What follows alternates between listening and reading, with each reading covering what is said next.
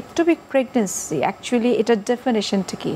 এটা একটা অস্বাভাবিক প্রেগনেন্সি, কিন্তু নর্মাল নয়। নর্মাল প্রেগনেন্সি সম্পর্কে তো ছোট বড় আমরা সবারই মানুষের একটা ধারণা আছে যে এটা একটা জরায়ুতে বাচ্চা হচ্ছে, তারপর 9 মাস পরে ডেলিভারি হবে, এই ধরনের একটা ধারণা আছে। এই ইকটোপিক প্রেগনেন্সিটা কিন্তু এই জরায়ুতে হচ্ছে না।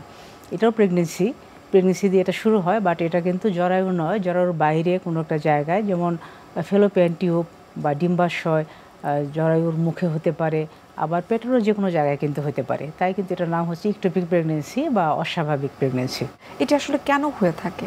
এটা গাইনোকোলজিক্যাল একটা ডিজিজ। তো এই প্রতিটা ডিজিজেরই কিন্তু কিছু কজ থাকে বা রিস্ক ফ্যাক্টর, যে যাদের এটা হওয়ার সম্ভাবনাটা বেশি থাকছে, এরকম আমরা চিন্তা করি যে আমাদের স্টাডিতে যেটা চলে আসছে যে কাদের এটা হওয়ার সম্ভাবনাটা বেশি। দেখা যায় অনেক মহিলাদেরই তলপেটে যে ইনফেকশনটা থাকে বা পেলভিক ইনফেকশন আমরা যদি বলি, জরায়ু মুখ বা ভ্যাজাইনা, এই জায়গাগুলোতে যাদের ইনফেকশন থাকছে, ইনফেকশন কিন্তু একটা বড় কজ। মানে আমরা এটা আসলে বাস্তবে এটা বেশি পাই।